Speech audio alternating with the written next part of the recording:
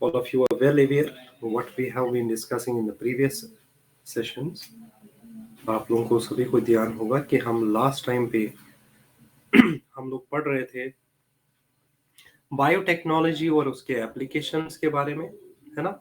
हम लोगों ने उस देखा कि किस तरह से मेडिकल फील्ड में उसके एप्लीकेशन है, एग्रीकल्चर में उसके एप्लीकेशन और diagnosis of diseases including the gene therapy में भी इसके बहुत सारी एप्लीकेशंस।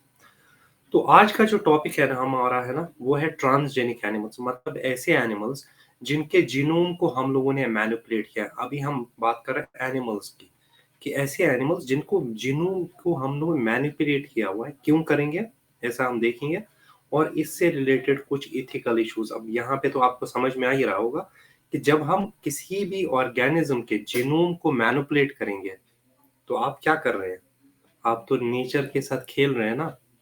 बात समझ में आ रही है। तो यहाँ पे आते हैं राइट।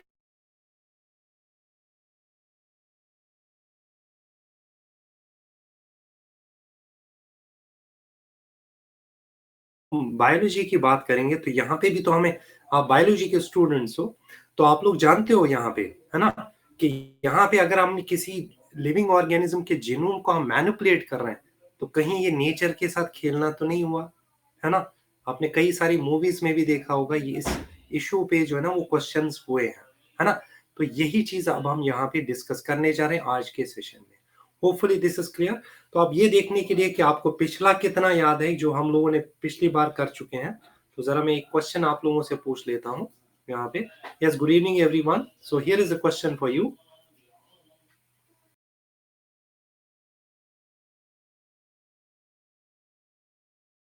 आप लोग you have will have to use your pen and notebooks. तो कॉलम फर्स्ट में क्या है, क्लियरिंग ऑफ ऑयल स्पिल्स। उसके बाद है सेकंड क्या है, अल्फा लैक्ट एल्ब्यूमिन। थर्ड क्या है, ह्यूमुलिन। ह्यूमुलिन मतलब है ह्यूमन इंसुलिन। फोर्थ वन क्या है, जीनोग्राफ्ट। और उसके बाद फिफ्थ वन क्या है, एंडी। और कॉलम सेकंड में है आपके A is pig, B is monkey, C is Rosie, D is E coli and E is Pseudomonas putida. I hope आप लोगों ने नोट कर लिया होगा क्योंकि ऑप्शंस जो है ना वो नेक्स्ट सेशन में दिए हुए हैं, नेक्स्ट स्लाइड पे।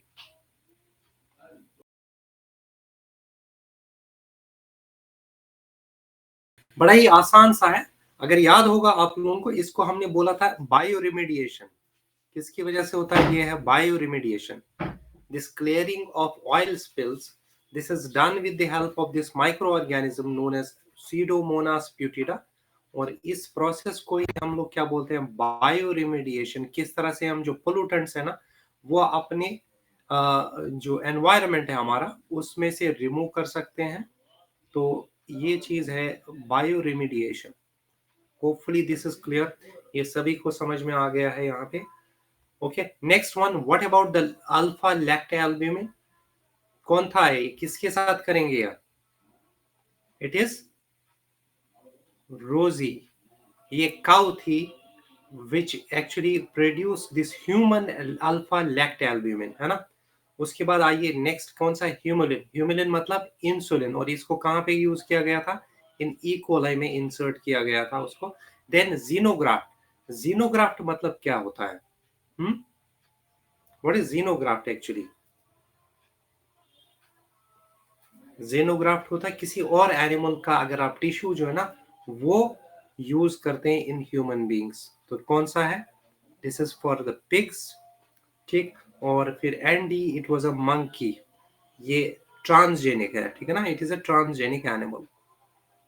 तो ये थोड़ा सा आप लोगों के लिए ये शायद हो सकता है नहीं आपको मालूम हो, but yes we are going to discuss this things here. तो ये देखिए, clearing of oil spills, Pseudomonas putida. और इस प्रोसेस को हम लोग क्या बोलते हैं, बायो रिमेडिएशन बोलते हैं। This is referred to as bio remediation.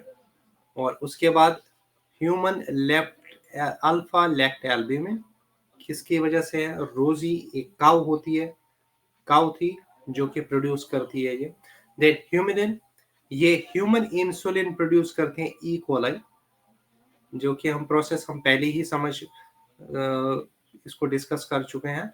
उसके बाद है जीनोग्राफ्ट, मतलब किसी और एनिमल का ग्राफ्ट, ये जनरली हम लोग पिग्स का यूज करते हैं। और Andy it was a monkey, ये एक ट्रांसजेनिक एनिमल है again. Hopefully this is clear. तो अब यहाँ पे आज थोड़ा सा और इसको डिटेल में यहाँ पे डिस्कस करेंगे आज के सेशन में हम। ये देखिए आप, ये है सीडोमोनास ब्यूटिडा, इसको हम सुपर बग भी बोलते हैं। और किस लिए यूज किया जाता है? Bioremediation of oil spills in the oceans. मैंने आपको पिछली बार ये बता ही चुका हूं मैं कि जब ये शिप्स जो बड़े बड़े कंटेनर जिसके अंदर होते हैं, कभी कभी क्या होता है कि उनमें किसी वजह से ये ऑयल जो है वो ओशंस के अंदर या सीज के अंदर गिर जाता है, तो उसी को बोलते हैं ऑयल स्पिल्स। और ये एक इंडियन साइंटिस्ट जिनका नाम था एएम चक्रवर्ती, उन्होंने जेनेटिक इंजीनियरिंग के थ्रू इसको डेवलप किया इन माइक्रो ऑर्गेनिजम्स को for clearing these oil spills. ठीक है ना। और ये देखिए, ये है ट्रांसजेनिक एनिमल्स। मतलब ट्रांसजेनिक एनिमल क्या है? कोई भी ऐसा एनिमल जिसके अंदर कोई नया सा प्रोटीन हो। तो जो काउ थी उसका नाम था Rosie, which produces human protein alpha lactalbumin enrich milk. और ये जो है ना, this is considered to be more healthy as compare to that of the natural जो काउ मिल्क होता है। क्योंकि काउ मिल्क से अगर आपको ह्यूमन प्रोटीन मिल जाए तो वो बेटर है ना हमारे लिए, है ना। क्यों बेटर है? क्योंकि भाई उसके अंदर ह्यूमन प्रोटीन्स ही होते हैं। So next one is genetically modified Rhesus monkey, जिसका नाम था एंडी। ठीक है ना, एंडी। ये डीएनए इंसर्टेड है ना, ये उल्टा कर दिया गया है इसको। और इसमें it is use to carry the genes from other species. ठीक, इससे हमें एक मॉडल बन जाते हैं of different diseases such as Alzheimer's disease. और उसके बाद नेक्स्ट वन, ट्रांसजेनिक एनिमल्स हम लोग क्यों बनाते हैं? अब सबसे पहली बात तो ये है ना कि भाई अगर इतना नुकसानदेह है और ये डेंजरस हो सकता है, तो क्यों हम यूज करते हैं इनको ट्रांसजेनिक एनिमल्स को? कुछ चीजों के लिए। सबसे पहले वैक्सीन सेफ्टी। अगर वैक्सीन कोई बनाया गया डायरेक्टली, याद रखो कि उसमें क्या होती है, पैथोजेनिसिटी की एबिलिटी होती है वैक्सीन के अंदर, डायरेक्टली ह्यूमन बींग्स में नहीं करेंगे यूज, उसको पहले एनिमल्स में यूज करेंगे, तो वहां पे यूज करेंगे। ठीक है, पहला। फिर अगर कोई केमिकल सब्सटेंस बनाना हो हमें और उसको टेस्ट करना हो कि ये ह्यूमन कंजप्शन के लिए सही है कि नहीं है, तो फिर से क्या करेंगे, एनिमल्स पे ही पहले आपको ट्रायल करना पड़ेगा। तो इनको बोलते हैं एनिमल स्टडीज। फिर कोई बायोलॉजिकल प्रोडक्ट आप बना रहे हैं तो उसको, उसके लिए भी एनिमल्स हमारे पास है। इवन नॉर्मल फिजियोलॉजी और डेवलपमेंट आपको सीखना है तो उसके लिए भी आपके पास क्या होना चाहिए, एनिमल मॉडल्स होने चाहिए। And even for the study of the diseases we can use these transgenic animals. I hope this is clear to everyone. सभी को समझ में आ गया? क्लियर है बेटा? थोड़ा सा और एक्सप्लेनेशन इसमें जाते हैं। तो इस पर्पस के लिए, मतलब ये ऐसा नहीं कि आप साइंटिस्ट है तो आप कुछ भी कर लेंगे। बात इस चीज को यहाँ पे समझिए कि कुछ पर्पस है, इस वजह से जो है ना आप ये, आपको परमिशन मिलती है इसको। अभी हम देखेंगे इसमें ना गवर्नमेंट से परमिशन लेनी पड़ती है अगर आप कोई नया इस तरह का प्रोडक्ट बनाते हैं। ठीक है ना। तो ऐसा नहीं कि आपने मन से कुछ भी हुआ कि किसी भी ऑर्गेनिज्म का मैं जीन उठा लूं और किसी और ऑर्गेनिज्म के अंदर कर लूं, क्योंकि ये तो आप नेचर को मैनिपुलेट कर रहे हैं ना। तो you will have to get actually permissions from the government. तो चलिए देखते हैं और इन चीजों के बारे में। देखो सबसे पहले क्या है ट्रांसजेनिक एनिमल्स का एप्लीकेशन, वो है कि इनकी नॉर्मल फिजियोलॉजी और डेवलपमेंट को सीखना, समझना कि किस तरह से ये डिफरेंट टाइप्स के जो प्रोटीन्स है, हार्मोन्स है, कोई जीन है, वो हमारी बॉडी के फंक्शनिंग को किस तरह से अफेक्ट करता है। ठीक है ना। या कोई फैक्टर अब बाहर से इंट्रोड्यूस कर रहे हैं तो वो क्या इफेक्ट कर रहा है बॉडी के अंदर। डायरेक्टली ह्यूमन बींग्स पे नहीं करेंगे, फिर से बोल रहा हूँ, बल्कि पहले किस पे करेंगे, हम एनिमल्स पे यहाँ पे स्टडीज करेंगे। Hopefully this is clear.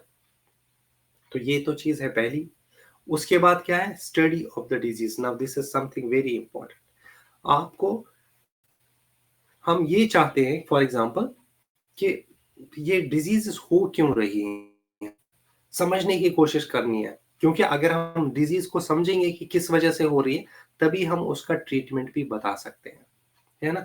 कि कोई जीन्स का रोल तो नहीं है इन डिजीज के डेवलपमेंट में, उसको भी चीज को हम समझने के लिए कोशिश कर सकते हैं थ्रू दीज एनिमल मॉडल्स। उसके बाद और देखिए क्या कर सकते हैं, बाय मेडिसिनल एप्लीकेशंस। जैसे मैं आपको एग्जांपल बता, एक तो आप, हमने अभी बात करी कि फर्स्ट ट्रांसजेनिक जो काउ थी ना, उसका नाम रखा गया रोजी। अब ये रोजी क्या करती है, it produced human protein enrich milk, मतलब मिल्क के अपना जो ये मिल्क प्रोड्यूस करती है उसके अंदर एक ऐसा प्रोटीन होता है जो कि ह्यूमन बींग्स का होता है। भाई काउ तो अपने प्रोटीन प्रोड्यूस करेगा ना, बट उसके अंदर हमने क्या कर दिया है, वो जीन इंसर्ट कर दिया है जिसकी वजह से वो एक ह्यूमन प्रोटीन बना रही है, ठीक है ना। और ये कौन सा प्रोटीन था, human alpha lactalbumin. Hope this is clear, it is human alpha lactalbumin. और उसके बाद नेक्स्ट हम ये भी कोशिश करते हैं कि डिफरेंट डिजीजेस जैसे कि फॉर एग्जांपल सिस्टिक फाइब्रोसिस है या फिनाइल कीटोन्यूरिया, ये जेनेटिक डिसऑर्डर्स है, उनको ट्रीटमेंट कैसे किया जाए, है ना, उनको उनको कैसे हम ट्रीट कर सकते हैं।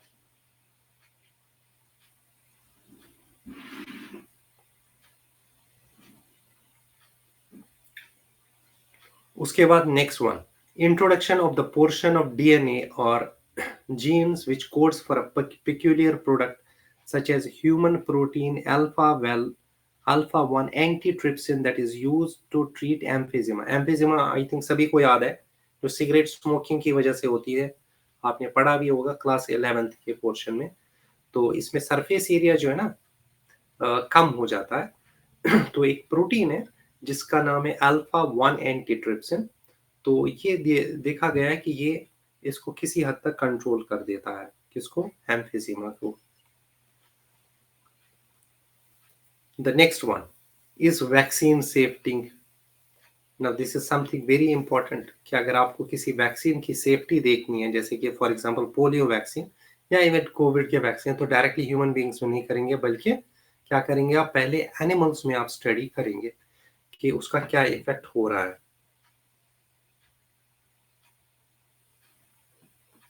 ठीक। पर्टिकुलरली माइस इसमें डेवलप किए गए हैं, ज्यादातर इस वक्त जो है ना वो मंकीज को डेवलप यूज किया जाता है। देन केमिकल टेस्टिंग, यहाँ पे आप केमिकल टेस्टिंग भी करते हैं कुछ ट्रांसजेनिक काउस, मतलब ये माइस जो ना, अगेन माइस मॉडल्स यूज ज्यादा किए जाते हैं। एक देखो, एक है ट्रांसजेनिक, एक है नॉन ट्रांसजेनिक, ठीक है। इसमें क्या होगा, ट्रांसजेनिक ये कैसा होगा, इसमें आपने ह्यूमन जीन जो है ना वो इंसर्ट कर दिया है, तो ये it will give more human like response. ये जो नॉन ट्रांसजेनिक होंगे उनमें उतना ज्यादा ह्यूमन रेस्पॉन्स नहीं होगा। तो अब ये टॉक्सिक सब्सटेंसेस का ये देखना कि उनका क्या इफेक्ट होता है बॉडी पे, है ना, उस चीज को हम लोग यहाँ पे देख सकते हैं।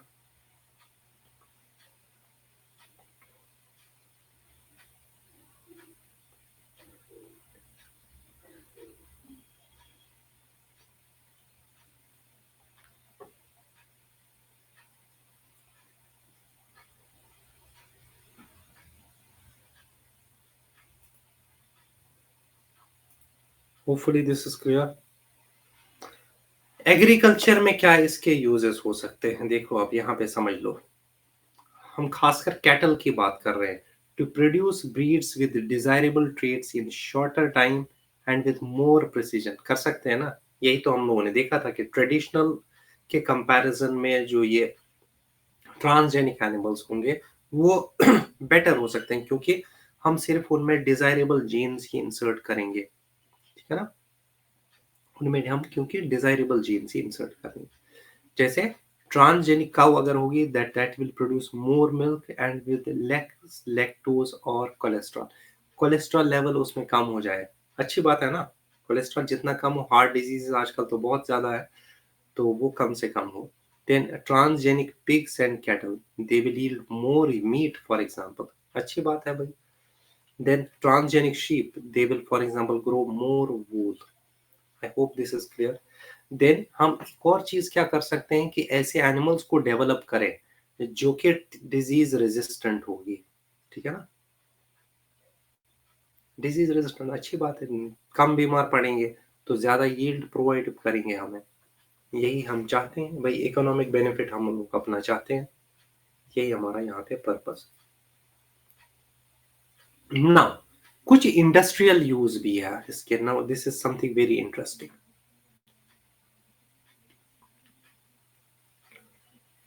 एक कंपनी है जिसका नाम है नेक्सिया बायोटेक्नोलॉजीज, कहाँ पे है ये? कनाडा में।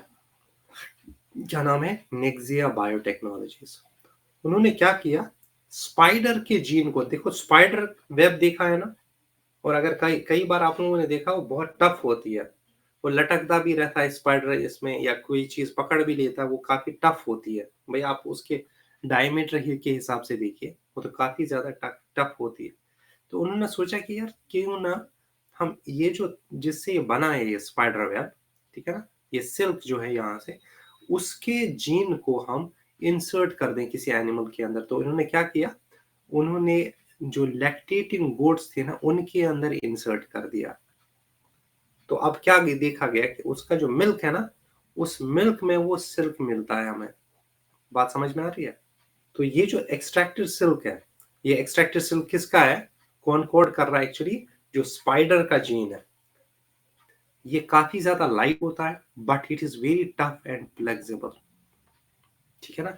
तो इसी सिल्क को अब ये मिल्क से क्या करेंगे, एक्सट्रैक्ट करेंगे, तो which is then used for military uniforms. भाई यूनिफॉर्म, आर्मी की यूनिफॉर्म तो टफ होनी चाहिए ना, उनको तो कैसी डिफिकल्ट जगहों पे लड़ने के लिए भेजा जाता है। या मेडिकल माइक्रो सूचर्स, सूचर्स जो लगते हैं, है ना, किसी का ऑपरेशन होता वगैरह, तो उसमें, या फिर जो टेनिस के रैकेट्स होते हैं उसमें जो स्ट्रिंग यूज होती है, उसमें भी हम लोग यूज कर सकते हैं, ठीक है। Then as I already told you, हम ट्रांसजेनिक एनिमल्स के ऊपर भी टॉक्सिसिटी टेस्टिंग कर सकते हैं, केमिकल सेफ्टी टेस्टिंग कर सकते हैं। आई होप दिस इज क्लियर। यहाँ पे सभी को समझ में आ गया कि इसके इंडस्ट्रियल यूजेस क्या है, किस वजह से हम ऐसा कर रहे हैं कि हम ट्रांसजेनिक एनिमल्स जो है वो प्रोड्यूस कर रहे हैं। Is it clear? यहाँ तक सभी को समझ में आ गया? Very good. तो अब क्या समझ में, अच्छा इसके अलावा हम बायो रिमेडिएशन भी कर सकते हैं, जैसे कि मैंने बोला, what is bio remediation, it means removal of pollutants from the environment.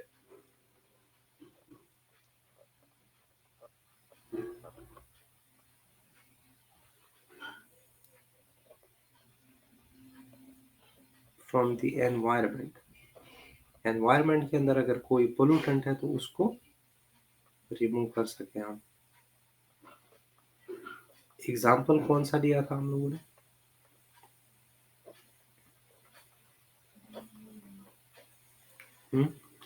वही जो अभी बताया था मैंने, सीडोमोनास प्यूटिडा।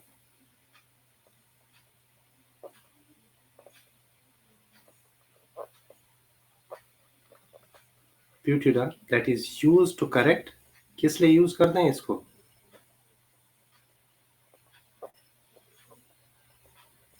ऑयल स्पिल्स को।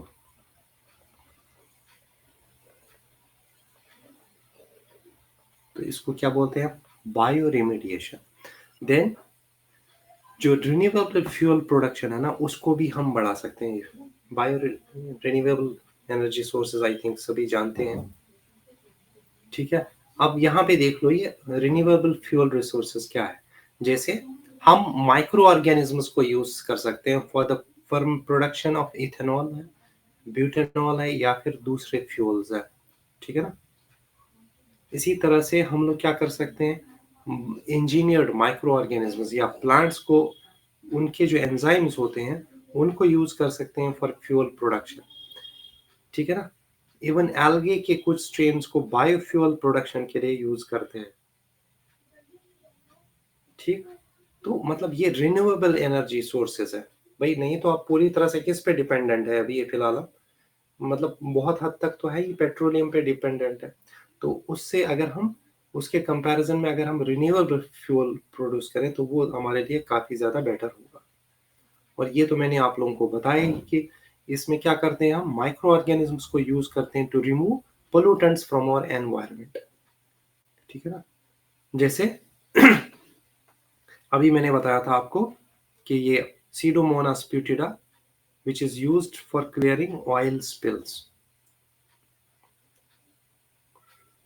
I hope this is clear, यहाँ तक सभी को समझ में आ रहा है।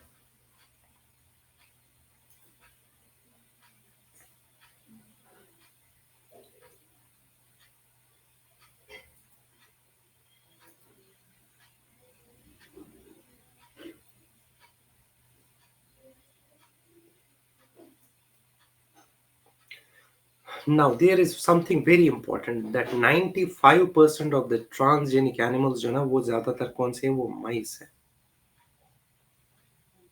आप ये भी तो परेशान हो रहे हैं, ये आपको बड़ा फनी सा लगेगा कि that we demand right to life and liberty for animals also. भाई उनके भी तो हक है ना, उनके भी तो राइट्स है, सिर्फ ह्यूमन बींग्स के थोड़ी हाई राइट्स। तो यहीं पे आता है वही चीज जिसको मैंने बोला था, बायो एथिक्स। ठीक है ना, बायो एथिक्स वाली बात है। भाई ठीक है, आप किसी हद तक तो आप इन एनिमल्स को यूज कर रहे हैं अपने पर्पस के लिए, है ना, लेकिन इनके भी तो कुछ राइट्स है ना, तो होना चाहिए, इसका भी हमें ख्याल रखना पड़ेगा। तो यहीं पे बात आती है बायो एथिक्स की। जरा थोड़ा सा और डिटेल में जाते हैं कि बायो एथिक्स से मतलब क्या है और किस तरह से हम, किस हद तक हम लिविंग ऑर्गेनिजम्स पर्टिकुलरली एनिमल्स को यूज कर सकते हैं।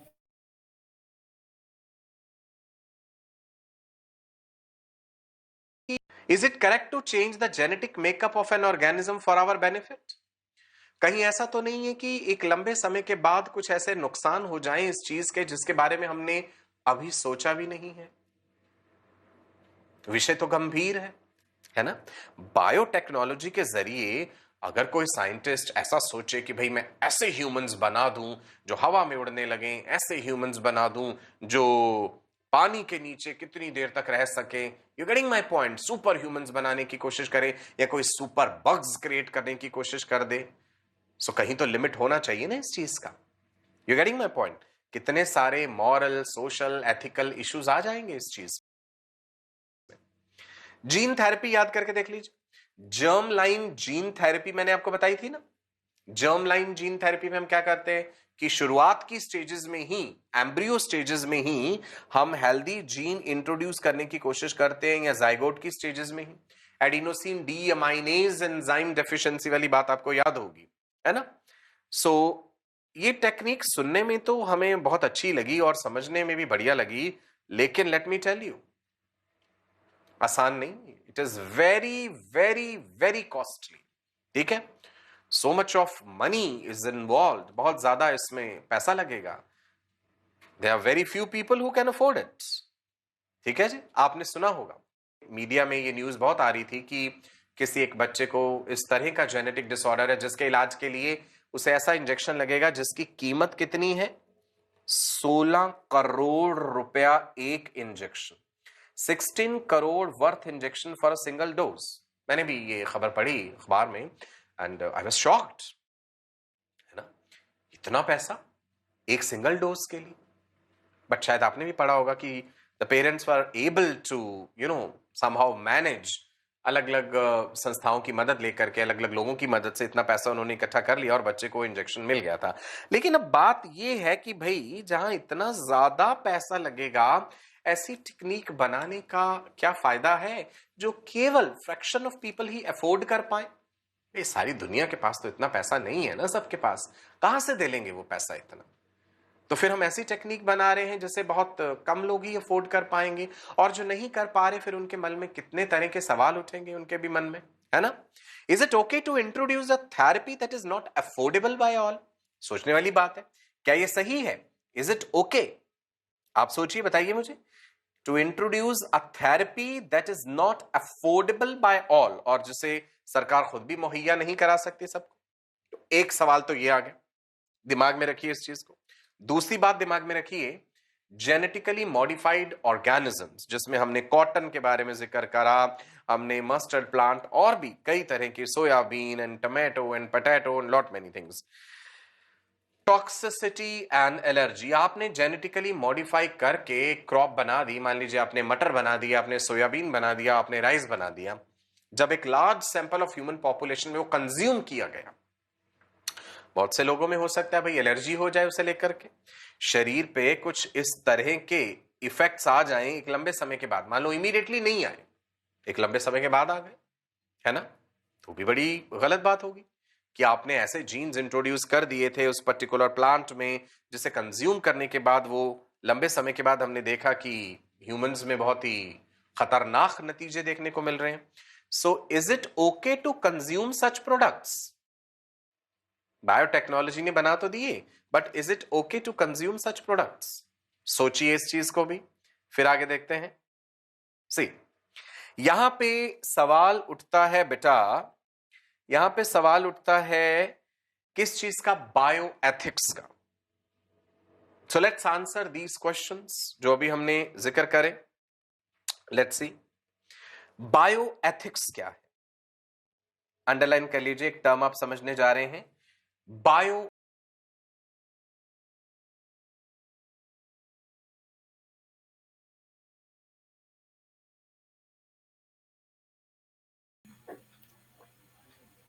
देखो, आप लोगों ने जनरल एक कॉमन इसमें भी सुना होगा एथिक्स।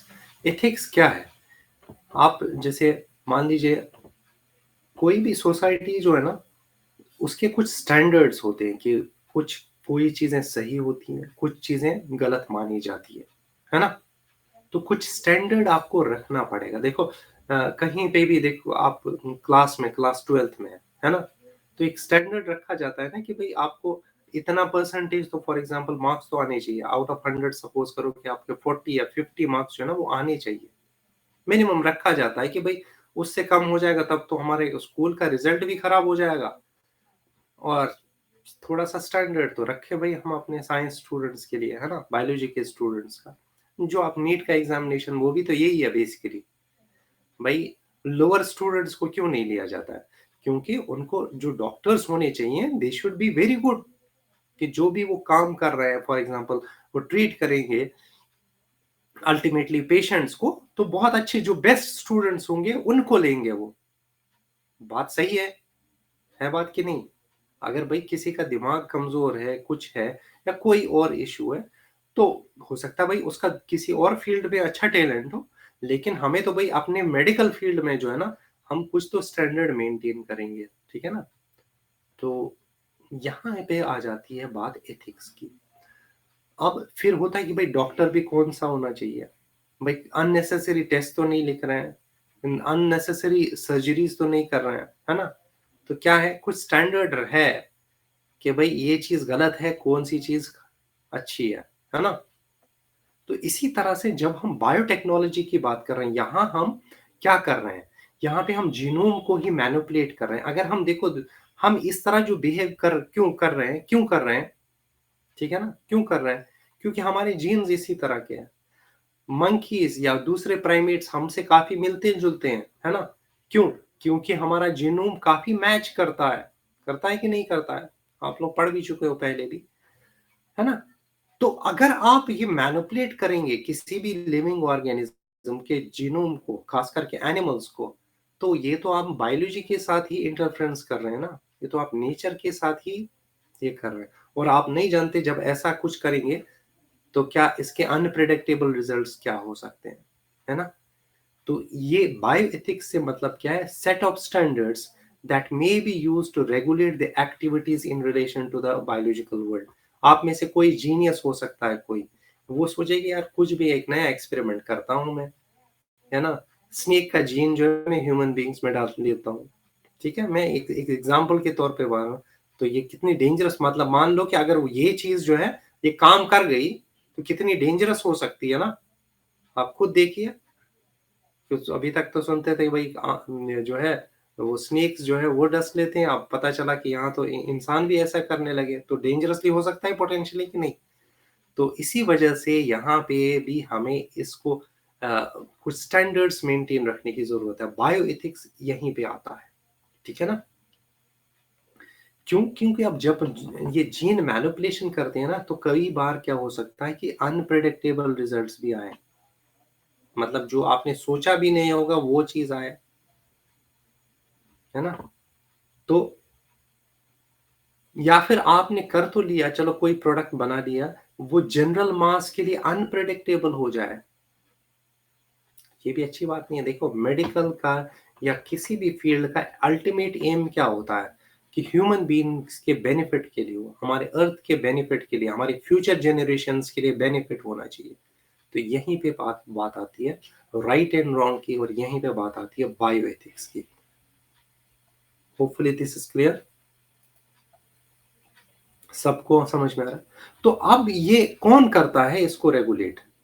मतलब क्या कोई गवर्नमेंट की ऑर्गेनाइजेशन है जो इसको देखती है कि जीएमओस को पब्लिक में डालना चाहिए? नहीं, जीएमओस मतलब है जेनेटिकली मॉडिफाइड ऑर्गेनिज्म। मैं आपको बता दूं, जब ये सबसे पहले ये बीटी ब्रिंजल वगैरह आया था ना, ठीक है, तो उस वक्त बड़ा हंगामा हुआ था, लोग जानते नहीं थे इसके बारे में। तो क्या करना पड़ा एक्चुअली, क्या हुआ था, एक कंपनी ने जो है ना वो थोड़ी बहुत स्टडी करी थी लैब में कि ये भाई हमारे मतलब इसका कोई हार्मफुल इफेक्ट तो नहीं था, ठीक है ना। तो उन्होंने स्टडी थोड़ी करी हुई थी, और फिर अप्रूवल मिल गया था उनको। जब लोगों को पता चला जो कि इस फील्ड में काम करते हैं, खास कर ये जैसे ग्रीन एक्टिविस्ट जिनको हम लोग बोलते हैं ना, वो इन सब फील्ड्स में बहुत चीजें ध्यान में रखते हैं। तो क्या देखा गया कि ये तो भाई हार्मफुल हो सकता है पोटेंशियली। तो ऐसे समझ लीजिए इतना प्रोटेस्ट हुआ कि गवर्नमेंट को जो ना वो वापस लेना पड़ा था उस टाइम। और फिर गवर्नमेंट ने एक अलग से ऑर्गेनाइजेशन बनाई ये देखने के लिए कि ये जनरल पब्लिक के लिए बेनिफिशियल है, सेफ है कि नहीं है। तो वो जरा उस ऑर्गेनाइजेशन के बारे में देखते हैं कि वो किस तरह से काम करती है। और इसका नाम है actually GEAC, genetic engineering appraisal committee. जरा जान लेते हैं इसके बारे में और थोड़ी सी इंफॉर्मेशन।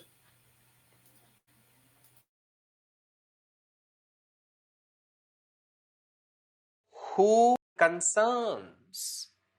एक गवर्निंग बॉडी होना चाहिए जो इन सब एथिकल कंसर्न्स को एड्रेस करेगा, and that is genetic engineering appraisal committee. Important. अभी फुल फॉर्म लिखिए, GEAC। GE genetic engineering, A for appraisal, पहले अप्रूवल कहते थे अब हमने अप्रेजल कह दिया, अप्रेजल कमिटी GEAC। GEAC यानी जेनेटिक इंजीनियरिंग अप्रेजल कमिटी का काम क्या है? It regulates activities involving use of hazardous recombinants and micro organisms. ये कमेटी इस बात का विशेष ध्यान रखेगी कि कोई खतरनाक किस्म की ऑर्गेनिजम्स, हैजर्डस माइक्रो ऑर्गेनिजम्स या रिकॉम्बिनेंट्स का इस्तेमाल तो नहीं किया जा रहा। अगर किया जा रहा है तो क्या क्या कंडीशंस फॉलो की जा रही हैं? Number 2, it regulates proposals about the release of genetically modified organisms and associated products. कि जो जेनेटिकली मॉडिफाइड ऑर्गेनिजम्स बना लिए गए हैं या उनके द्वारा जो प्रोडक्ट्स हमने ऑब्टेन करे हैं, और क्या वो ह्यूमन कंजम्पशन के लिए सही होंगे या नहीं। जो भी प्रपोजल्स इसके पास आएंगे ये थॉरोली उसे स्टडी करेगी ये कमेटी, और उसी के अनुसार आदेश देगी।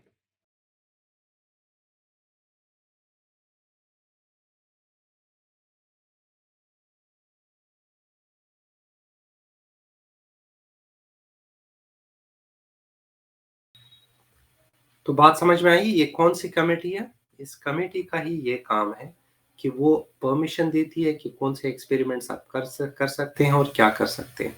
इस कमेटी का नाम है जेनेटिक इंजीनियरिंग अप्रूवल कमेटी, आप बोलते हैं अप्रेजल कमेटी एक्चुअली, ठीक। तो क्या क्या है इसका काम?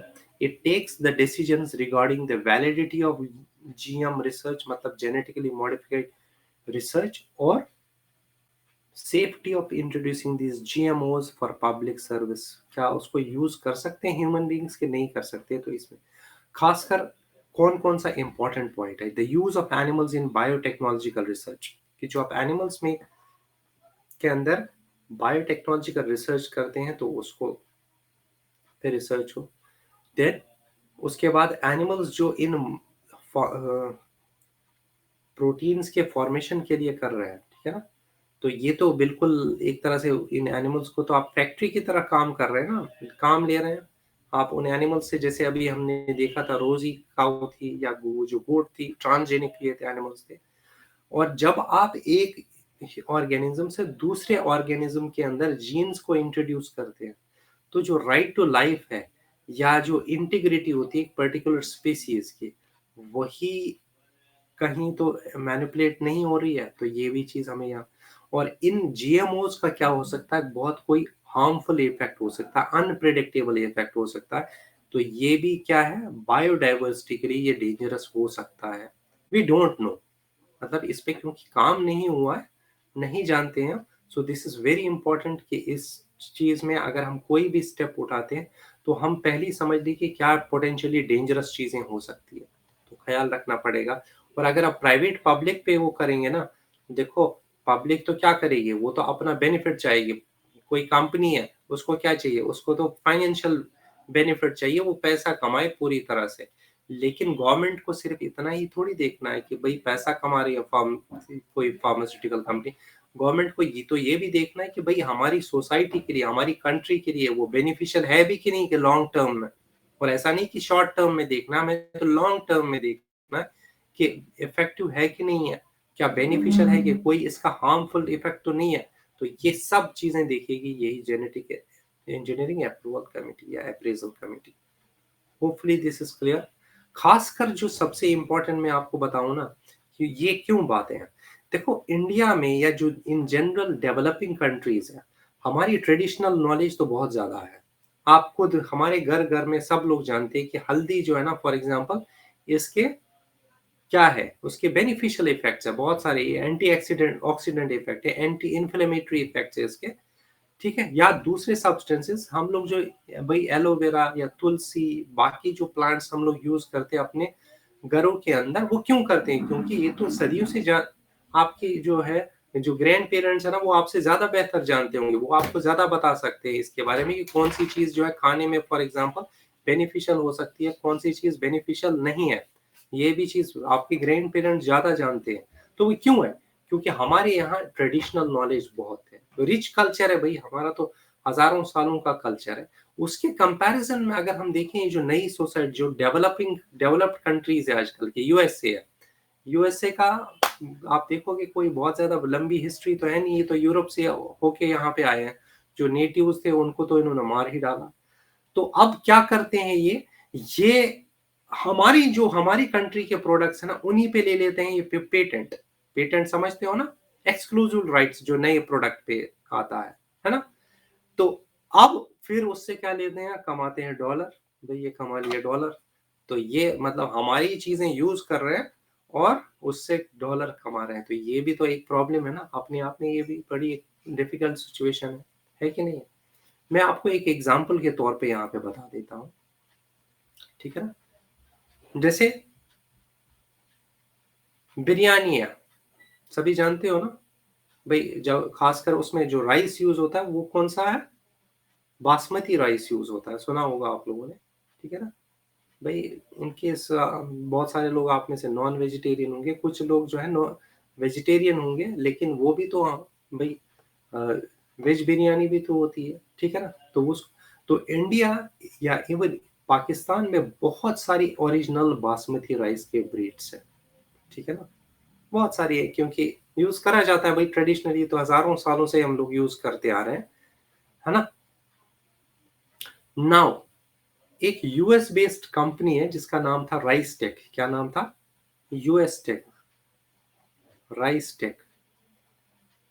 उसने क्या किया, उन्होंने इस बासमती राइस पे ही ले लिया पेटेंट, ठीक है ना।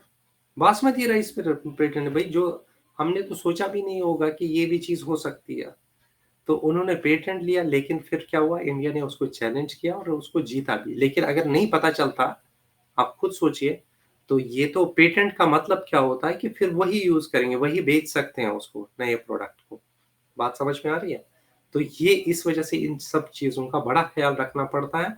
और अब यहाँ पे गवर्नमेंट भी यहाँ पे प्रमोट कर रही है कि जो है इन पे पेटेंट हम लोग ले लें, वरना ये जो मल्टीनेशनल कंपनीज या बड़ी बड़ी कंट्रीज है, वो सारा यहाँ से ले जाएंगे, जैसा कि उनका ट्रेडिशन भी रहा है बात की नहीं भाई। अंग्रेज किस लिए आए थे, ब्रिटिशर्स किस लिए आए थे इंडिया में, वो तो ट्रेड करने के लिए आए थे, कोई हमें बेनिफिट प्रोवाइड किया। तो ट्रेड के चक्कर में उन्होंने कितने साल, ऑलमोस्ट 300 ईयर्स तक, 200 ईयर्स से ज्यादा तक उन्होंने यहाँ पे राज किया। सो ये इन सारी चीजों का हमें बहुत ख्याल रखना पड़ता है ना। तो चलिए इसको देखते हैं जरा। एक और चीज, इसी को हम बोलते हैं बायो पायरेसी। पायरेसी समझते हो ना, जैसे मूवी आती है कोई, तो उसको पायरेटेड बन जाते हैं, है ना। तो उसको भी अब यहाँ पे देख लेते हैं कि क्या मतलब ये बायो पायरेसी से।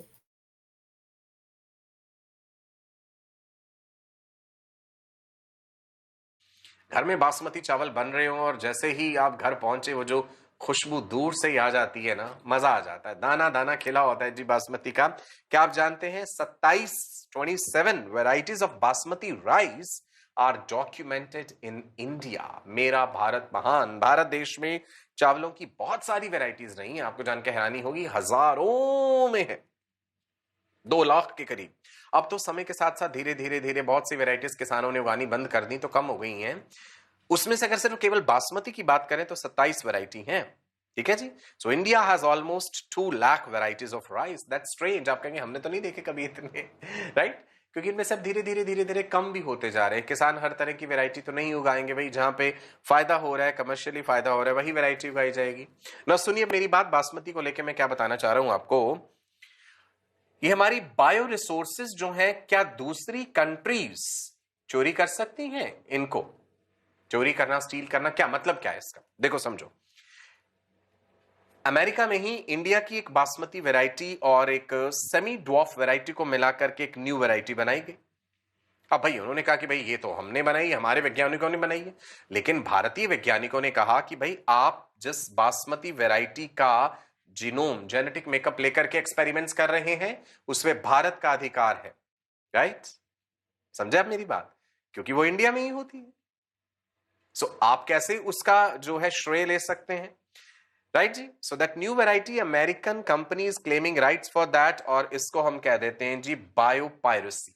पायरेसी करना, स्टीलिंग कर लेना किसी चीज की।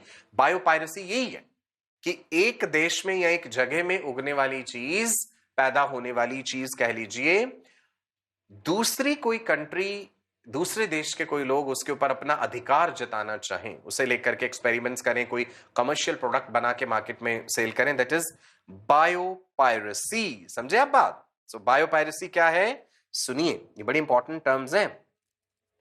Usage of bioresources of a country और एन इंडिविजुअल, हो सकता है एक इंडिविजुअल का अधिकार हो उस पर, है ना, विदाउट दी ऑथराइजेशन। हमने कोई लिखित रूप से अधिकार नहीं दिया था अमेरिका को ऐसा कुछ करने का, ये बायो पायरेसी हुई।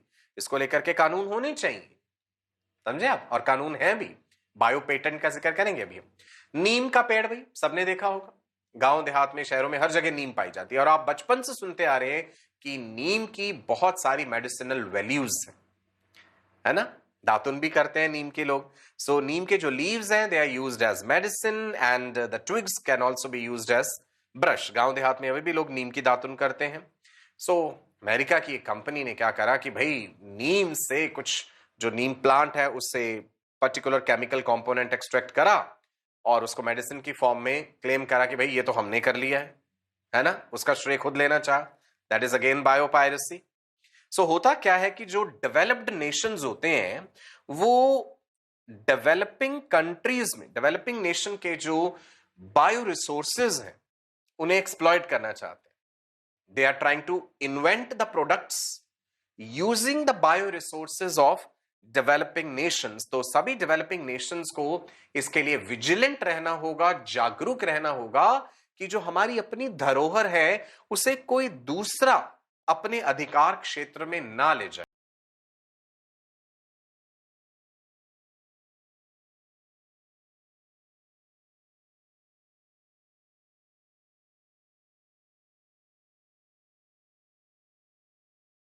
तो बात समझ में आई कि बायो पायरेसी से क्या मतलब है। Biopiracy, basically, it is a term used to refer to the use of bioresources by multinational companies and other organizations without proper authorization from the countries and the people concerned and without compensatory payment। जो अभी मैं बात कर रहा था कि भाई हमारे यहाँ के नेचुरल प्रोडक्ट्स हैं, उनको यूज कर रहे हैं मल्टीनेशनल कंपनीज या ये बाहर की कंट्रीज। अच्छी बात नहीं है।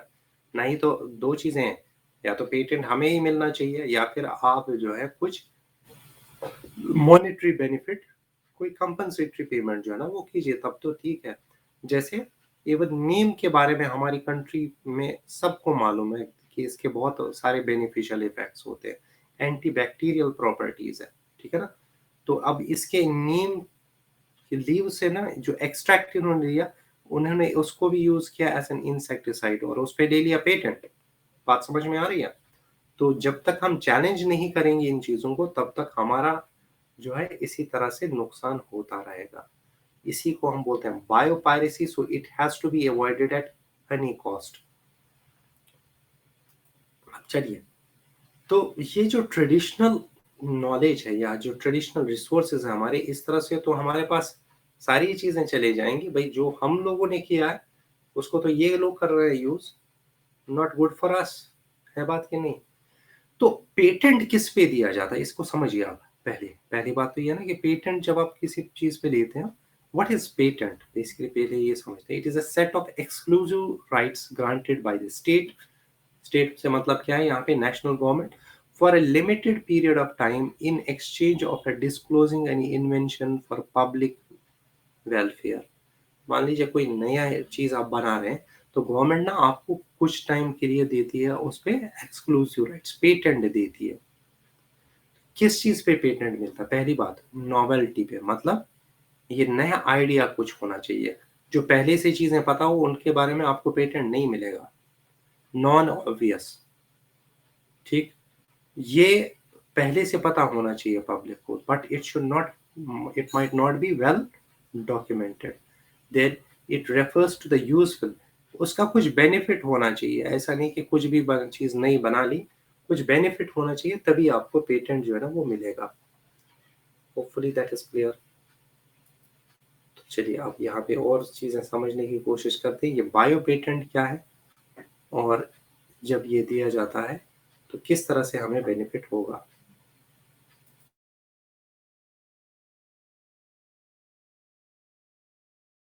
डेवलपिंग कंट्रीज में, डेवलपिंग नेशन के जो बायो रिसोर्सेज हैं उन्हें एक्सप्लॉइट करना चाहते हैं। They are trying to invent the products using the bioresources of developing nations. तो सभी डेवलपिंग नेशंस को इसके लिए विजिलेंट रहना होगा, जागरूक रहना होगा कि जो हमारी अपनी धरोहर है उसे कोई दूसरा अपने अधिकार क्षेत्र में ना ले जाए। इसी को लेकर के ये कंसेप्ट हम समझते हैं, that is bio patent. Patent करा लेना, किसी चीज को अपने नाम के ऊपर रजिस्टर करा लेना कि भाई ये मेरा है, इस पे मेरा अधिकार है। So that means bio patent है exclusive rights obtained for a bio resource. पूरे अधिकार हमारे हैं बायो रिसोर्स के लिए या प्रोडक्ट के लिए, derived from it by an individual और अ ग्रुप और अ कंट्री। अबे बायो पेटेंट कोई एक इंडिविजुअल भी करवा सकता है, अपना ग्रुप ऑफ इंडिविजुअल्स हो सकते हैं, या कोई देश भी हो सकता है पूरा, कि भाई इंडिया ने कहा हमारा बायो पेटेंट है बासमती राइस के लिए, कोई दूसरा देश हमारी लिखित अनुमति के बिना इससे रिलेटेड कोई नई वेराइटीज लॉन्च नहीं कर सकता। ठीक है जी। सो पेटेंटेबल इंग्रेडिएंट्स ऑफ बायोटेक्नोलॉजी क्या है? पेटेंटेबल जो है, जिनको लेकर के कि पेटेंट कराया जा सकता है, सुनिए, प्लांट्स हो गए, एनिमल्स हो गए, माइक्रो ऑर्गेनिजम्स हो सकते हैं, मॉलिक्यूलर बायोलॉजी टेक्निक्स हो सकती है। मैंने कहा भाई मैंने ये टेक्निक का इजाद करा, आप तुम दूसरी कंट्री वाले लोग कैसे कर सकते हो, है ना? समझे आप बात, मेरी लिखित अनुमति के बिना। जीन्स हो सकते हैं, ये जीन हमने ढूंढा था इस पर्टिकुलर चीज से related. Genetically engineered cloning vectors हो सकते हैं। तो ये सब पेटेंटेबल इंग्रेडिएंट्स हैं बायोटेक्नोलॉजी में, जिनके लिए कि पेटेंट करवाया जाता है। Indian patents bill amendment, parliament में हमारे अमेंडमेंट भी होता है कानून को लेकर के, पेटेंट्स को लेकर। सो जो सेकंड अमेंडमेंट हुआ है, इसमें क्या ऐड हुआ है जी? Patent terms emergency provision and research and development initiative. सुनिए मेरी बात, इसका मतलब क्या है पेटेंट टर्म्स इमरजेंसी प्रोविजन? मान लीजिए कि किसी एक पर्टिकुलर प्रोडक्ट को लेकर के एक कंपनी ने इंडिया में ही सपोज भाई अपना पेटेंट करा लिया कि ये वाली खास तरह की जो बायोटेक्नोलॉजिकल प्रोडक्ट है ये हम ही बनाएंगे, हम किसी दूसरे को नहीं बनाने देंगे। अब मान लो हमारे देश में कोई इमरजेंसी सिचुएशन आ जाती है कि उसी पर्टिकुलर बायोलॉजिकल प्रोडक्ट की हमें एक लार्ज स्केल पे रिक्वायरमेंट है ना, तो अब भाई वो कंपनी तो उतनी लार्ज स्केल पे प्रोवाइड नहीं करा पा रही और किसी दूसरे को बनाने नहीं दे रही, तो गड़बड़ हो जाएगी। तो वहां पे कानून ने ये कहा कि भाई इमरजेंसी सिचुएशंस में अगर तुम्हारा वो बायोलॉजिकल प्रोडक्ट या जो भी चीज है वो ऑर्गेनिज्म या व्हाटएवर क्लोनिंग वेक्टर हमें चाहिए होगा लार्ज अमाउंट में, तो सरकार ये अधिकार रखती है अपने पास कि हम उसे लार्ज स्केल में फिर प्रोड्यूस करवा लेंगे। ये अमेंडमेंट हुआ, ठीक है। And research and development initiative की रिसर्च को लेकर के हमने, सरकार ने आपको दे दिया पेटेंट उस चीज का, लेकिन हो सकता है कि मैंने साथ में क्लॉज लगा दिया, पार्लियामेंट ने, कानून ने क्लॉज लगा दिया कि आप कमर्शियल यूज के लिए इसका इस्तेमाल नहीं करेंगे, केवल रिसर्च एंड डेवलपमेंट इनिशिएटिव के लिए करेंगे, समझे। तो ये उस इंडियन पेटेंट बिल में जो अमेंडमेंट हुए हैं दो, मैंने उनका जिक्र करा आपके साथ।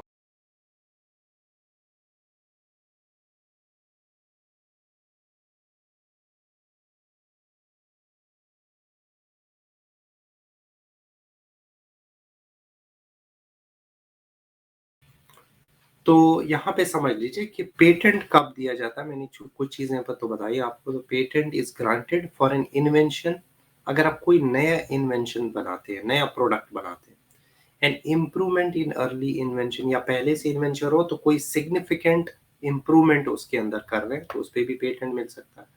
The process of generating a product, जिस प्रोसेस के थ्रू आप एक नया प्रोडक्ट बना रहे उस प्रोसेस का भी आपको पेटेंट मिल सकता है, ठीक है। और कॉन्सेप्ट और डिजाइन, मतलब जो आप कॉन्सेप्ट दे रहे हैं, डिजाइन दे रहे हैं, उसमें भी। तो अब जनरली पहले जमाने में क्या होता था कि जो इंडस्ट्रियल इन्वेंशन है ना, नई मशीन बन गई, नई गाड़ियां बन गई, उन पे मिलती थी। या आप कंप्यूटर के इसमें देखिए, नया नई चीज आप बनाते तो उस पे पेटेंट मिल जाता है ना। लेकिन हमें जो बात करनी है कि वो जो बायोलॉजिकल एंटिटीज है, बायोलॉजिकल प्रोडक्ट्स है, उन पे भी आजकल क्या दिया जाता है, बायो पेटेंट, उसको लिए हम टर्म यूज करेंगे, ठीक है ना। तो उसमें जेनेटिकली मॉडिफाइड ऑर्गेनिज्म भी है या कोई जेनेटिक मटेरियल है, उस पे भी ये चीज मिल सकती है, आपको पेटेंट मिल सकता है।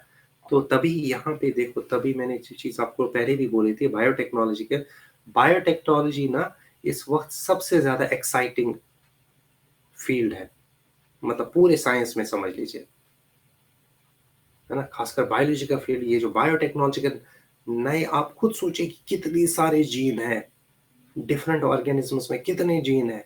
तो अगर कोई हमारे बेनिफिशियल हो सकता, आपने, आपको याद है वो हिरोडिन वाला जीन, है ना। आपने बाकी सारे जीन्स के बारे में भी पढ़ा। अब सोचो कि कितने सारे जीन हैं जिनके बारे में अभी हम लोग कुछ जानते ही नहीं है। बहुत सारे ऑर्गेनिज्म के तो नाम भी नहीं जानते आप। तो कितना हम काम इस पे, इस सिलसिले में कर सकते हैं। और इसमें से बहुत सारे ऐसे भी हो सकते हैं कि जो कि हमारी सोसाइटी के लिए या ह्यूमन काइंड के लिए वो बहुत ज़्यादा बेनिफिशियल हो सकते हैं। होपफुली दिस इज क्लियर, यहाँ तक सभी को समझ में आ गया। नाउ डिड यू नो, क्या चीज़ और जानना है भाई। जैसे यही टर्मेरिक प्लांट्स है, वही जो मैं आपको बता रहा हूँ, it prevents arthritis and diabetes. ये ट्रेडिशनल नॉलेज है, हम लोग जानते हैं। ये स्किन को ग्लो करता है, तभी तो आप लोगों को मालूम है कि यहाँ पे कितने हल्दी वाले जो फंक्शंस होते हैं वो इसी वजह से होते हैं, क्योंकि स्किन ग्लो करती है। It is also an excellent immune booster, immune system को इम्प्रूव करती है। ये एंटी इन्फ्लेमेटरी एक्टिविटी भी। It is a sedative, sedative मतलब क्या है, जिससे नींद आए, ठीक। It also is a magical wound healing and analgesic effect. Wound healing, अगर आप लोगों ने देखा भी होगा कि भाई मेरे बचपन में तो ऐसे ही होता था कि अगर चोट लगती थी ना तो उस पर हल्दी लगा देते थे। क्यों, यही था कि ये वुंड हीलिंग है ना। एनाल्जेसिक मतलब पेन किलर के तौर पे भी इसको यूज किया जा सकता है। तो बहुत सारे बेनिफिशियल इफेक्ट्स है किसके, इसके टर्मरिक के या हल्दी के। आई hope this is clear.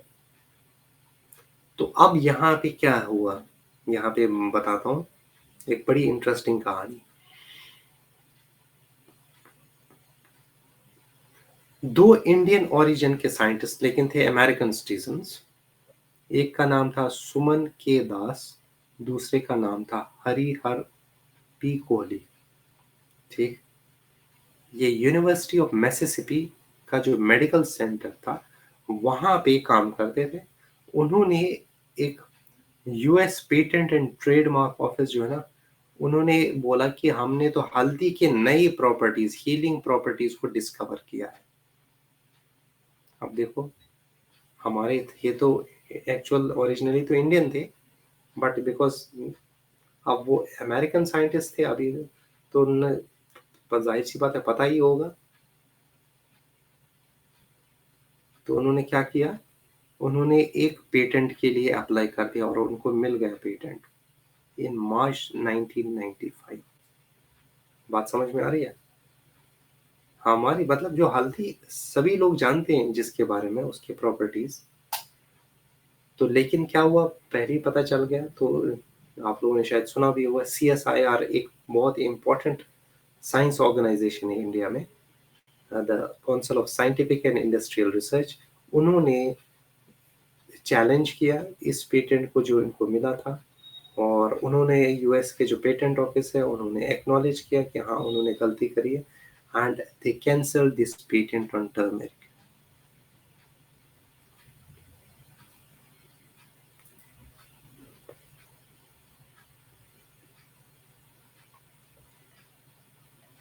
Is that clear? यहाँ तक समझ में आ रही है बात? तो इस वजह से यहाँ पे बहुत ही सिग्निफिकेंट है।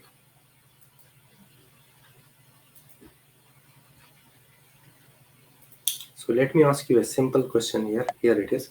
A set of standards that may be used to regulate activities in relation to the biological world while creating the GMOs is called option A, bioethics, option B, biopatent, option C, biopiracy, and option D is intellectual property.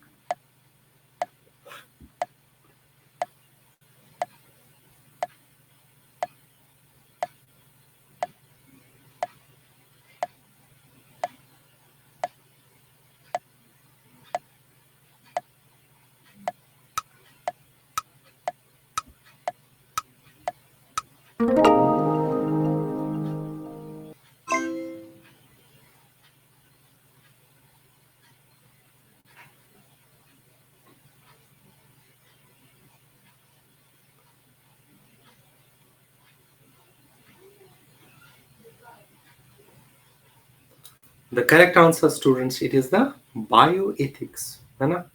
Bioethics की हमने अभी पहले ही बात कर चुके हैं। Bioethics क्या है? वो सेट ऑफ स्टैंडर्ड्स है that may be viewed as a set of standard that may be used to regulate the activities in relation to the biological world, कि बायोलॉजिकल सिस्टम्स, बायोलॉजिकल ऑर्गेनिजम्स या products को हम कैसे regulate करें इस field में, तो वो हम कर सकते हैं। नाउ डिड यू नो, और क्या चीज हमें जानना चाहिए भाई? हाँ, ये भी बड़ा ही एक इंटरेस्टिंग है। एक ब्राजील प्लांट होता है, उसका साइंटिफिक नेम है पेंटाडिप्लेंड्रा ब्राजीना, ठीक। उसके अंदर एक प्रोटीन, ये शुगर होता है, एक्चुअली ये प्रोटीन है। क्या उस प्रोटीन का नाम क्या है? ब्रेजीन, ठीक। ये कहाँ पे है? वेस्ट अफ्रीका में अंदर। और ये जब देखा गया है कि it is 2000 times as sweet as sugar. अब आपको मालूम है कि मतलब आजकल के ज़माने में ये शुगर खाने से तो पहले ही लोगों को क्या हो गया है? डायबिटीज़ बहुत ज़्यादा, है ना? तो अगर उसकी जगह हम इस ब्रेज़ीन को यूज़ करें, क्योंकि ये प्रोटीन है, remember it is a protein, ठीक है ना? ये शुगर नहीं है, मतलब शुगर के तौर पे यूज़ करा जाता है, बट केमिकल नेचर इसका क्या है? It is a protein. तो इसको लोकल लोग, ये जो वेस्ट अफ्रीका के लोग हैं, उसको तो यूज़ करते थे, बट US वालों ने इस पे भी क्या ले लिया है? पेटेंट। अब खुद सोचो इस पे, इसका बेनिफिट कितना हो सकता है? अगर प्रोटीन है तो इससे ब्लड शुगर लेवल बढ़ेगी नहीं, और आपको जो जिस वजह से हम खाते हैं भाई, कि उसके स्वीट टेस्ट की वजह से वो भी मिल जाएगा। तो आप खुद सोचिए कि अगर इसकी जगह, नॉर्मल शुगर की जगह हम इस ब्रेजीन को यूज़ करें तो कितना बेनिफिट हो सकता है। अब US वालों ने इस पे पेटेंट ले लिया, तो नुकसान किसका? वेस्ट अफ्रीका वालों का। वो तो इस प्रोडक्ट को यूज़ कर सकते थे भाई, उसको बेच सकते थे ना फिर। तो ये है, यहाँ यहीं पे आ जाती है। Hope this is clear. यहाँ तक सभी को समझ में आ गया? कोई चीज़ जो नहीं समझ में आई हो तो बताइए।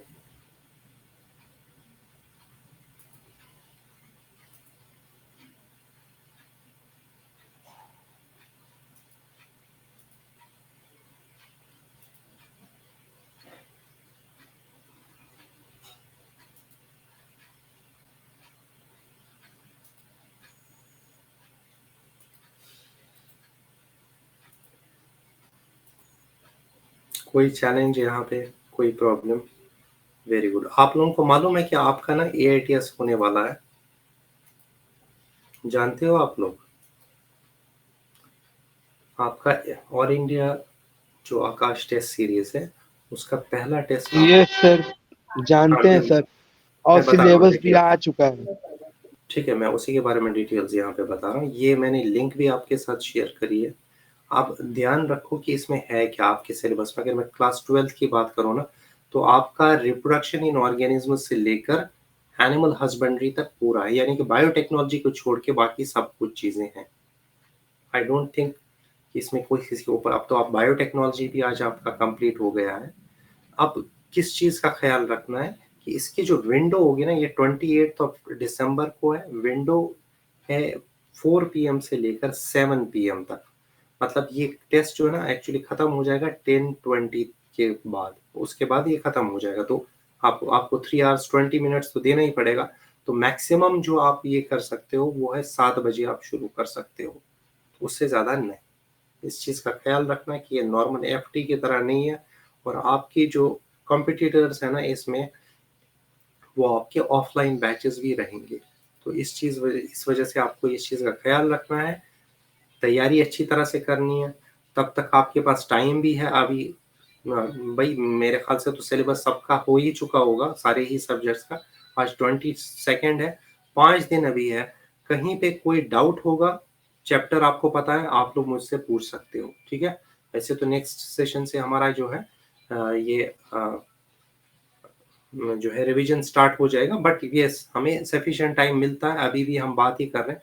तो अगर कोई भी डाउट आपके होंगे तो आप लोग थोड़ा सा प्रिपेयर करके आओगे तो ज़्यादा अच्छा होगा, है ना। आई थिंक बाकी सब्जेक्ट्स में तो मेरे ख्याल से अभी सिलेबस होगा, थोड़ा थोड़ा तो बचा होगा ही, या हो सकता है भाई केमिस्ट्री की इसमें शायद अभी ज़्यादा ही बचा हो, लेकिन ये हमारा इधर वाला पोर्शन तो ख़त्म हो गया है। तो तैयारी है, कैसी कैसी तैयारी है, I expect you all to score well. ये टेस्ट ना सबसे इम्पोर्टेंट है, क्यों? क्योंकि इसमें आप एक वही लेवल होती है जो कि एक नीट, बल्कि नीट लेवल से ज्यादा होती है। जब मैं आपको बताऊं, जनरली हम लोगों ने क्या देखा है कि जितने भी लोगों के AITS में टेस्ट में मार्क्स आते हैं ना, उससे ज्यादा ही नीट एग्जामिनेशन में मार्क्स आते हैं, ठीक है। तो ऑलमोस्ट वही स्टैंडर्ड है जो कि नीट एग्जामिनेशन का, बल्कि थोड़ा सा उससे शायद हो सकता है कि ज्यादा टफ ही हो, है ना। तो I think you have a very good opportunity अपने आप को जज करना कि हम कहाँ पे स्टैंड कर रहे हैं। भाई आपने अभी तक बहुत मेहनत करी है, अभी भी कर रहे हो, बट अब ये देखना है कि हम दूसरे स्टूडेंट्स, क्योंकि अल्टीमेटली तो एक कॉम्पिटिटिव एग्जाम से कहाँ पे स्टैंड कर रहे हैं, कितनी रैंक आ रही है हमारी, है ना। तो उस चीज़ों का ख्याल रखेंगे तो आपको ना उससे बहुत बेनिफिट होगा। None of you should leave this test, none of you should not appear in the test। Time बहुत बार आपको लग रहा होगा यार अभी तो तैयारी हुई नहीं है, कि बहुत सारी परेशानी थी, बट ये समझ लीजिए कि जो आपके साथ परेशानी है ना, वो दूसरे स्टूडेंट्स के साथ भी परेशानी है। तो इस वजह से इस बेसिस पे छोड़ना कि तैयारी नहीं है और अच्छी तरह से तैयारी करेंगे तो अगला टेस्ट नहीं है, नहीं। ये देखो जो चैलेंज आपके साथ है वो सब सारे बच्चों के साथ चैलेंजेस है, तो उस चीज का मत ख्याल रखिए। देखो सबसे पहली कोशिश ये करनी है कि हम अपनी परफॉर्मेंस को कैसे बेटर करें, और हर टेस्ट के बाद ना आपके अंदर और इम्प्रूवमेंट होना चाहिए। और ये वाला सिलेबस ऐसा है कि जो आप लोगों ने पढ़ा हुआ है अभी, है ना, इसमें आपको कोई दिक्कत भी नहीं होनी चाहिए।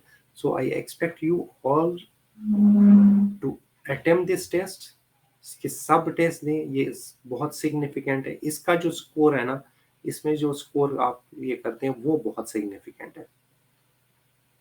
आई hope this is clear to everyone. और कोई चीज अगर आपको पूछनी हो, कुछ बतानी हो, क्योंकि आज तो हो गया हमारा एंड इस सिलेबस का, हमारे क्लास 12th वाले सिलेबस का। सर इस AITS जो होता है इसमें कितने क्वेश्चंस रहते हैं? बेटा वही नीट की तरह ही रहता है ये पूरी तरह से, जो चलो मैं बता देता हूँ। ये नीट पैटर्न पे पूरी तरह से रहेगा। मतलब आपको भाई फिजिक्स है, केमिस्ट्री है, बायोलॉजी है, इसमें भी सेक्शन क्या रहते हैं, 2 सेक्शन रहते हैं, सेक्शन ए, सेक्शन ए में सारे क्वेश्चंस क्या है, कंपलसरी है सेक्शन ए। इसमें रहते हैं 35 क्वेश्चंस और ये सब कंपलसरी है, ठीक, ये सारे कंपलसरी है। उसके बाद जो है सेक्शन बी,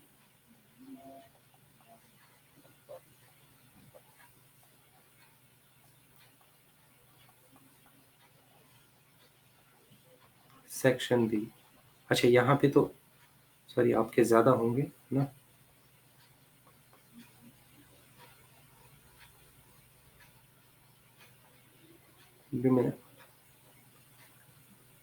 इसके कितने होंगे, इसमें 15 क्वेश्चंस होते हैं, इसमें 15 होंगे और इसमें होंगे 30, ठीक है ना, बायोलॉजी में। और out of that you only have to attempt 10 questions, यहाँ पे 10, यहाँ पे 10 और यहाँ पे 20 क्वेश्चंस। मतलब वही नीट वाला पैटर्न है, एक्चुअली नीट वाला पैटर्न है। This is for physics, this is for chemistry and this one is for the biology।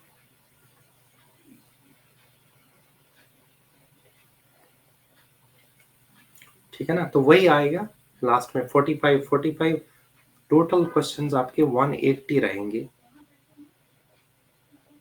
है ना। और ख्याल रखना ये जो सेक्शन बी है ना, जो आपके पहले जो भी आप अटेम्प्ट करोगे 10 ही करने हैं आपको, चाहे वो कोई से भी कर लो, ठीक है। वो 180,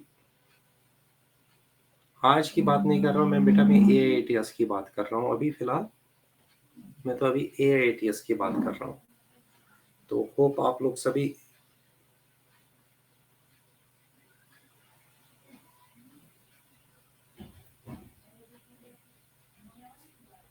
नहीं बेटा ये 28 है,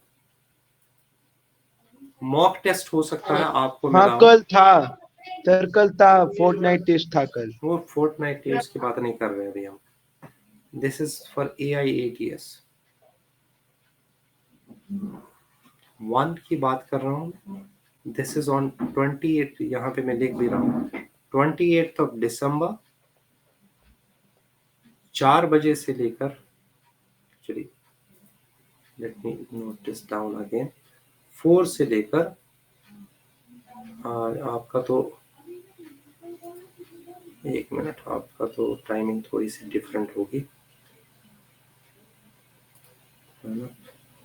आपका तो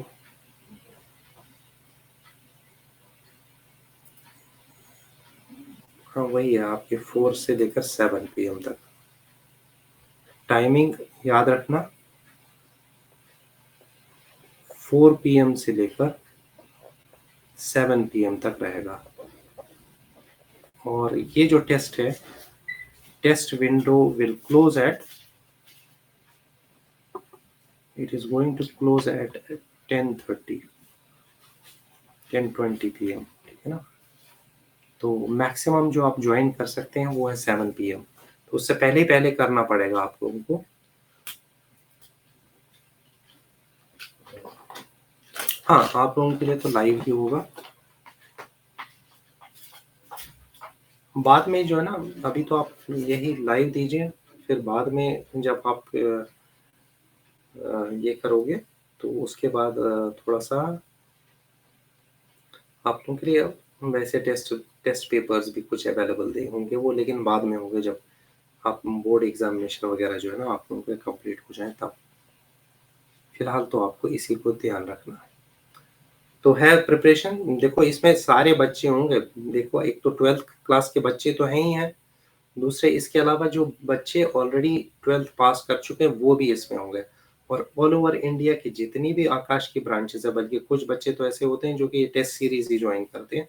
तो this is something very significant. मैं आप लोगों को बता दूं कि आकाश में जो है जितने पढ़ाई ज़रूरी है उतना ही ज़रूरी है टेस्ट देना भी है, बिकॉज यहीं पे आपको एक्चुअली बेटर आप अपने आप को जज कर सकते हैं। तो अब देखो, अब ये तो हो गई बात अब इसके बाद याद रखना कि उसके बाद तो बायोटेक्नोलॉजी वाला वो अभी आप लोगों ने पढ़ा है, तो उसमें प्रॉब्लम नहीं होगी। प्रॉब्लम अगले एआईटीएस वगैरह में होगी, क्योंकि फिर क्या आएगा, क्लास 11th का सिलेबस। तो हमारा जो यहाँ से स्टार्ट होगा ना, क्लास 11th वाला पार्ट जो है ना, वो स्टार्ट होगा उसका रिवीजन।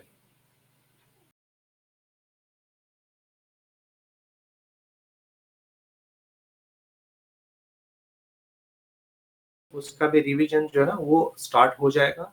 तो आप लोग क्या करोगे कि कम से कम एटलीस्ट एनसीईआरटी जो है ना, मैं एक्सपेक्ट करता हूँ, मैं ये नहीं एक्सपेक्ट करता हूँ कि शायद आपके पास आपका 12th का तो लोड अच्छा खासा है, तो कि आप पूरा पूरा पढ़ लो। बट ये एक काम कर सकते हो आप लोग, प्रीवियस ईयर्स क्वेश्चंस जो है ना वो जरूर देखना। और साथ साथ से अगर एनसीईआरटी को एक बार देख लोगे, तो अगर आप थोड़ा सा, आई विल से कि भाई अगर आप लोगों की क्लास जैसे होती है, मतलब आप अगर 15 मिनट भी दोगे ना वो बायोलॉजी फिक्स को, just go through the NCERT, तो आप जब आप क्लास में थोड़ा सा अटेंटिव रहोगे अच्छी तरह से, तो आपको खुद लगेगा कि आप उस क्लासेस से बहुत ज्यादा बेनिफिट ले रहे हैं। एंड आई वुड से कि आप लोगों में से सब लोग ना कंटिन्यू करो, मतलब ऐसा मत करना कि क्लास करना छोड़ दो, अरे सिलेबस तो खत्म हो गया अब बाद में देखेंगे। देखो बाद में बेटा ये फेस तो करना ही है आपको कि लाइफ में आगे क्या करना है, तो जितना पहले से कर लो उतना ज्यादा सही है ना। रहेगी बात क्या है कि नहीं। आई नो कि बाकी सब्जेक्ट्स में सिलेबस कहाँ तक पहुंचा, ये सर पिता बाकी लोग बताइए, सिलेबस कहाँ तक पहुंचा, बाकी सब्जेक्ट्स का कंप्लीट हो गया कि अभी बाकी है। I think chemistry would be sir there. अभी बहुत बाकी है सर, कितना? फिजिक्स का भी बहुत सारा चैप्टर बाकी है, 4-5 चैप्टर बॉट बाकी है। बॉटनी हो गया?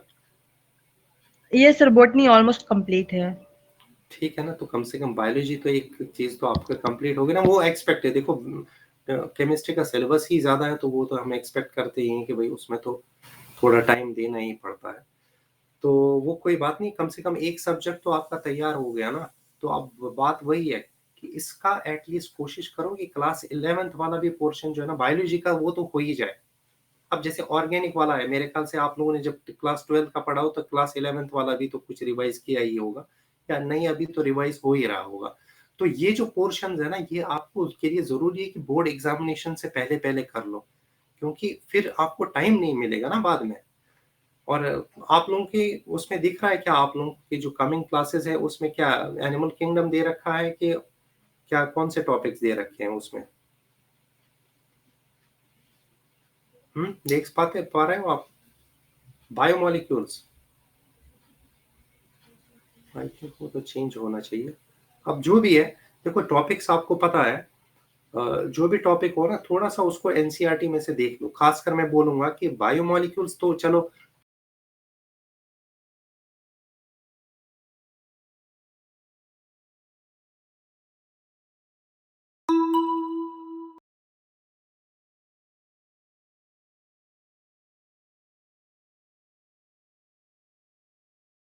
एनसीईआरटी देख लीजिए, नाम याद रखने नए नए नाम है। और मैं तो ये कहूंगा कि जब तक वो एनिमल किंगडम वाला टॉपिक पड़ेगा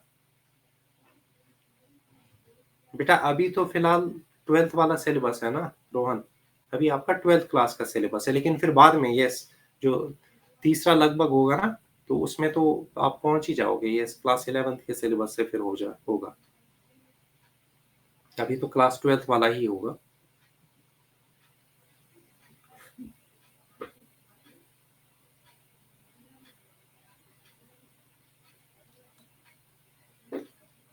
और आप लोगों को कोई चीज पूछनी है, बतानी है, कहाँ पे कुछ चैलेंज आ रहा है यहाँ जोलॉजी वाले पोर्शन में, तो बताइए आप लोग। और थोड़ा पढ़ के आओ, तो आपने जो भी आपके टॉपिक्स होंगे है ना, तो उसको हम डिस्कस कर सकते हैं हम यहाँ पे, ठीक है। और होपफुली दैट इज क्लियर, यहाँ तक सभी को समझ में आ गया। तो देखो ये हमारा आज के टॉपिक में हम लोगों ने क्या पढ़ा, हमने पढ़ा ट्रांसजेनिक एनिमल्स के बारे में, हमने पढ़ा कि बायो एथिक्स क्या है चीज होती है, बायो पेटेंट और बायो पायरेसी क्या चीज होती है, और ये किस तरह से बहुत जरूरी हमारे लिए है।